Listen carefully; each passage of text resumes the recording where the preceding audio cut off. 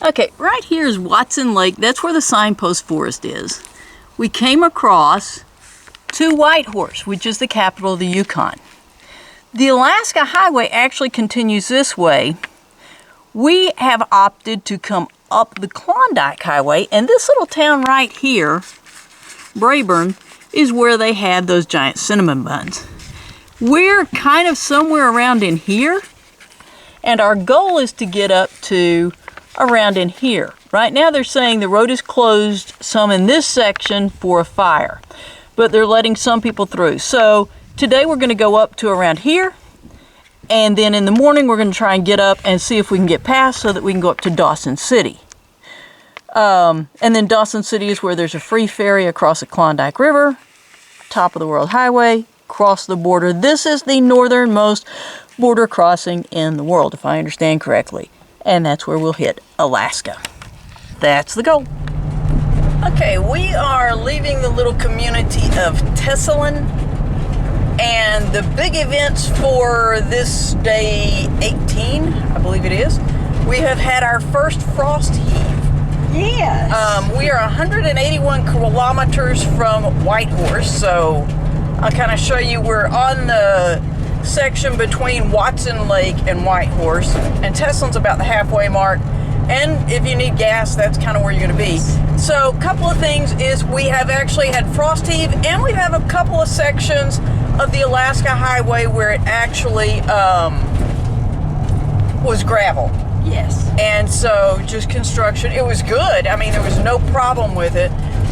We are just taking our time. And just kind of a rule of thumb, we've been driving, prior to Watson Lake, we were driving around 60 miles an hour.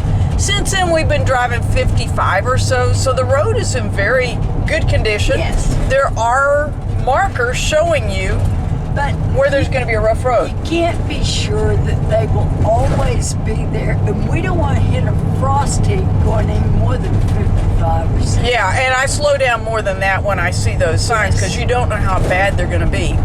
The other thing is, coming into Teslin, there was a long bridge. They are working to replace it. Yes. But where it has that graded, where you can just see through, and I'm sure that's there so that it doesn't freeze. I mean, the ice and snow falls through that or whatever. But man, that kind of, when you're on there very long, it really kind of sways you, and we met a truck on that. But you won't feel it as passenger. But I do want to say this, and that is, when it's still light at midnight, that kind of messes with your sleep schedule. But the disadvantage to driving is, I don't remember the last time we saw a gas pump that took a credit card. These are not self-pay pumps. And so, while you may be wide awake and feel like driving at midnight, the gas stations may not be open and you can't pay at the pump. Yes. So you want to keep that in mind on the Alaska Highway. Yeah. And I'm sure the Yukon Highway. But as you start these sections that are out of big cities. Okay, something we didn't explain, and if ours is the first channel you are watching about the Alaska Highway, a frost heave is essentially an inverted speed bump. It is where the ground freezes and thaws and freezes and thaws, and that causes dips in the highway. And so far they've been marked with a rough road sign and then actual traffic cone kind of things at the side of the road. Okay, this day continues. We drove 200 and some odd miles to get to Whitehorse.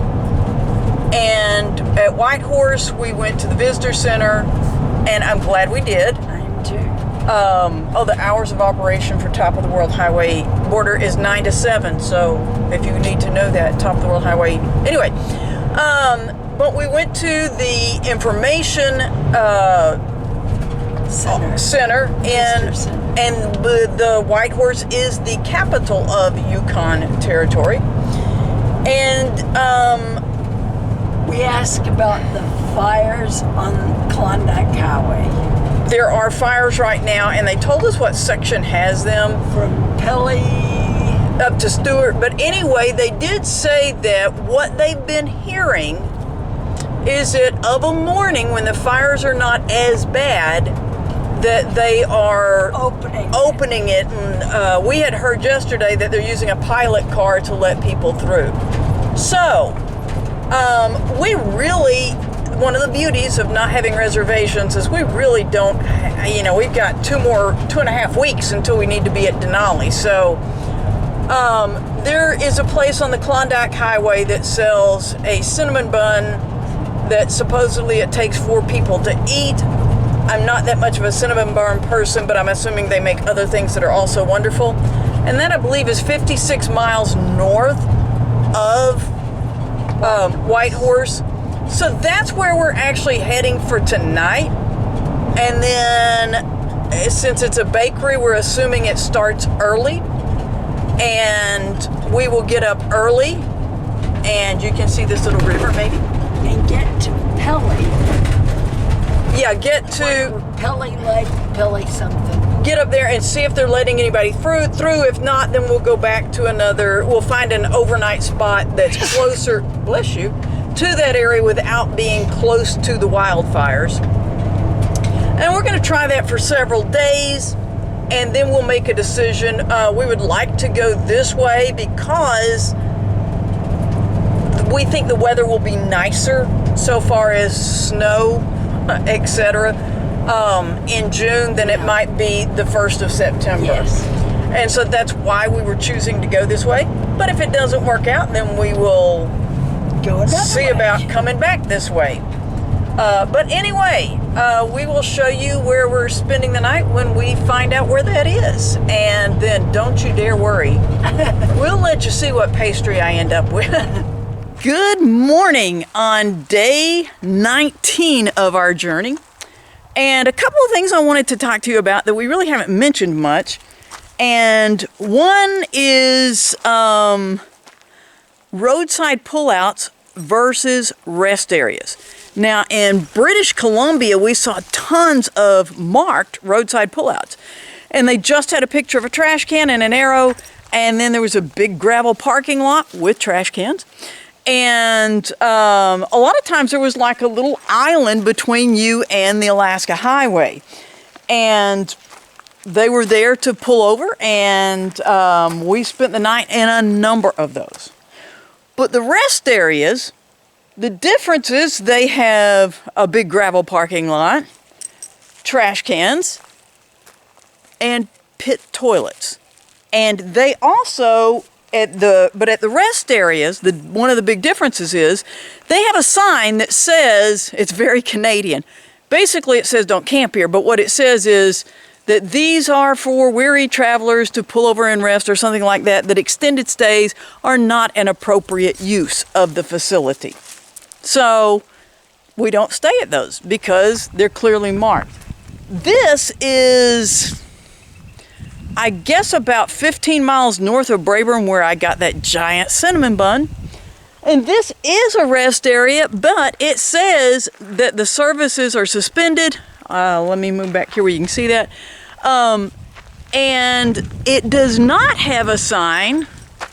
There you go. It does not have a sign stating that there's no staying here. It's just a small little island between us and the Klondike Highway.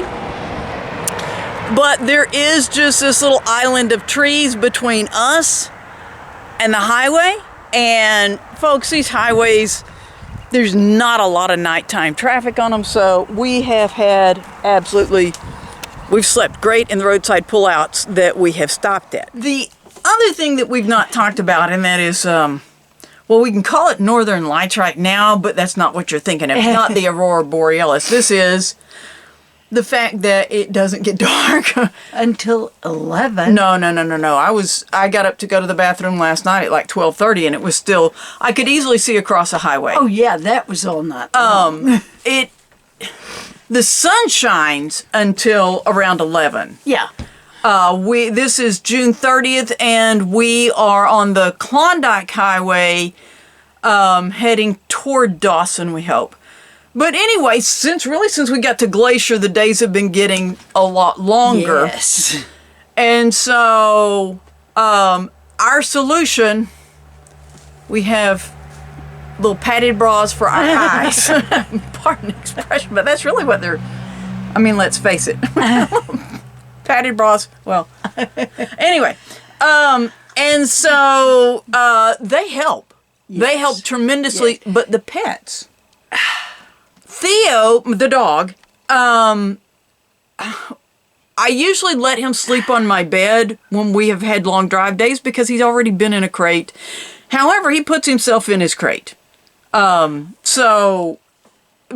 what I have found has helped him is to put him in his crate, and then I take a towel and I put it kind of around, the crate's under my bed, put that around so that it makes it even darker. You okay? Yeah. Got a little something in my... Makes it even darker for him. And that kind of helps him settle down and know, okay, it really is time to go to sleep. And then the cat is a cat, and so she just jumps up and down whatever she wants to, and then she'll sleep whenever she wants to, and that's kind of... Under the cover. But I had cut screens for the windows, the insulation stuff before we left home, so that we could put those Yes. over the windows. But we like having the windows open some, and so we really think that's just going to be, right now it's stored in the van, Yes. and when we bring it in here, it's just going to be something in the way. So we're going to see if we can just keep doing what we're doing with these. And it starts, the sun's right now setting, I think, around 11:30 or 12, something. It's gotten, I mean, here, I think the sun was shining at midnight last night, honestly. And it was a cloudy day. And it was, the sun broke through. That's Yeah. what made it so unique. And then easily by 3:30, 4 o'clock, somebody drove through at 4:30. I happened to get up and go to the bathroom, and it was very light, and so It was breaking day. so By 5. it's light, It's yeah. You can't tell the difference between that and 7 o'clock at home. So anyway, those are just a couple things. This morning we are heading further north on the Klondike Highway. Yesterday we were told it's closed. We talked to you about that. We're going to go south. Much closer to Pelly Crossing. Yeah, we're about 150 or 200 miles south of where those fires are. And we want to get about 25 to 50 miles south of where those fires are. Nowhere near them. Well, So we can get up. We're not going to be that close to the fire. We're going to be that close to where the road's closed for the fire. In Pelly Crossing. Yeah, so they'll have the roads closed, hopefully a safe distance back. And then we're going to be on the highway, so... Yeah. But that way, the next day after tomorrow, we may be able to get up and go through. Yes. So, that's our day for the day, and then we will let you know when we get up to, if we get up to Dawson City, and how And we things go. may be at a roadside pullout. Yeah, and here they're not marked as well, but we keep seeing these gravel lots at the side of the road. Yes. They just don't have an arrow and a Yes. sign on the highway saying there's a roadside pullout coming up. But we've stayed in a couple of those just big gravel lots at the side of the road, and they're great. they are wonderful, and they're pretty they're level, pretty. and it's anyway. So catch you up later. Okay, we are coming to the end of day 2 on the Klondike Highway. And an exciting day it's been. It has been an eventful day. We had heard, and we mentioned this previously, that the Klondike Highway was closed between Pelly Crossing and Stewart Crossing. And so then when we stopped for Mylena to, I fix breakfast, she fixes lunch. Yes. For Mylena to fix lunch, I was visiting with some people that were there in the picnic area, and they had come from Dawson City and said there's a pilot car that you can get through just fine. And so... And they told us, look at all the cars coming from that direction. Yeah, I'd seen just a drove of them, so I figured even though it was a number of miles away that they had a pilot car.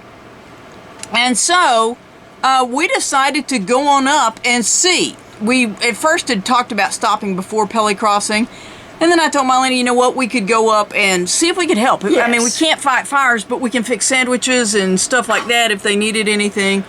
There was no big station set up. No. And so there wasn't anywhere for us to volunteer. We got in line and At the Klondike. waiting for the pilot car. And we were in line behind a refrigerated methane truck that's highly flammable. And then the truck behind us was a double tanker gas truck that we were going to be going through this wildfire area. And folks, there was a wildfire in this area years ago, Yes. a few years ago, because there was some area where there was a lot of growth. But folks, I was shocked how close there was still smoke next to the road. And then the smoke was blowing north. And so it's thicker this side. You know, while we're waiting on the south side, we're thinking, wow, this doesn't seem to be that much. But you get up north and the visibility is not as great, etc. And it was a 40-mile section that we were behind a pilot car. And I would say a good 15 miles of that next to the highway was burned. Yes. And then just acres as far as you could see that had been devastated by the fire. So that was kind of the big deal for today. We are about, I think, 80 miles from Dawson. At Stewart Crossing, there actually is another little road that turns to the right, but we turn left. Now, that was another thing. Once we got out of that Stewart Crossing, folks, there's been construction, and we were on dirt road. I mean, dirt graded that they're trying to get ready. I mean, when they do it, it'll be lovely, but it's not done yet, and we were going so slowly. How slowly were we going? We were going so slowly that the big horsefly-looking things are passing us. Yeah, and they were coming back to look at us and then passing. Yeah, they'd fly next to the windows looking in at us, then they'd go up to the windshield and come back. But we wanted our van and RV to have all the parts that we started the construction with on the other side. And I would say when we'd gone 11 miles out of town, I'm going to say 10 miles of it had been on dirt kind of stuff. It was just crazy. But that's part of it when you come to Alaska in the summer, because that's when they can do road construction. Right. They say there are two seasons. There's winter and construction. And so, you know, that's just, we were here a little bit after hours. It was 4:40 or so when we came through there, so they'd shut down for the day. And it's a Saturday, so. Yeah. And so, that's just, that, like she said, that's part of it, but that's really been our entire day today. It was smooth going up to that Pelly Crossing. And the road, after that, there were a lot more frost heaves. Yes. And we were not upset. There was a little RV in front of the refrigerated methane truck that, and if I said that wrong, I'm sorry. I don't remember now. I didn't. But anyway, that was taking it slowly for the frost heaves. And the beauty of having the pilot car was we could just drive on whichever side of the road we needed to try to avoid those. But we've gotten better recognizing where they are. We still want to go slowly, but not as slowly now because we can more or less see a lot of them. Yeah. So this is day 2 on the Klondike Highway. We've got it in about 80 more miles, we think, before we get to Dawson City. Not sure how long we're going to be there, but then we start top of the world highway, and we'll have a border crossing in our near future into Alaska. So this is just kind of this is life as it is on the road. And we did, while we were in some town, Carmack, we did go on, and we were able to get our fresh, we'd emptied our tanks day before yesterday, we are very conservative with what we put in our tanks, and so I mean, we use our tanks, don't get us wrong, but we try to be very conservative with that. We use pit toilets, etc., when we can, so that our tanks are as low, our holding tanks, but we do use through making coffee, making tea, those kinds of things, and so we were able to top off all of our fresh water. Folks, we got pretty much a full tank of gas, a full tank of fresh water. Yes. Empty, black, almost empty black and gray tank. So, man, we are... And I do want to make a statement about the pit toilets. Some of them, if you have knee or hip issues, you will not be able to use.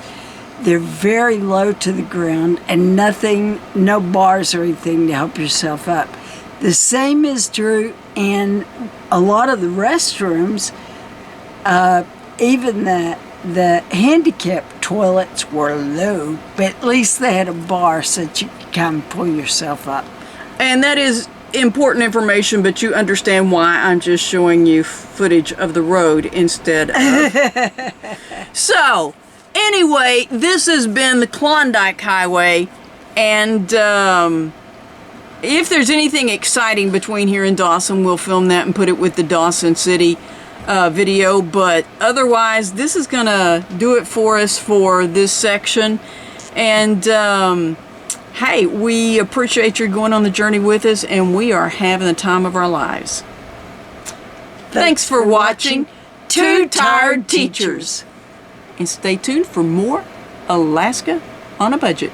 And speaking of which, we did finally find a gravel lot at the side of the road once again tonight, where we could we actually backed in here. Yes. But it's a large gravel area, and we're gonna get some sleep.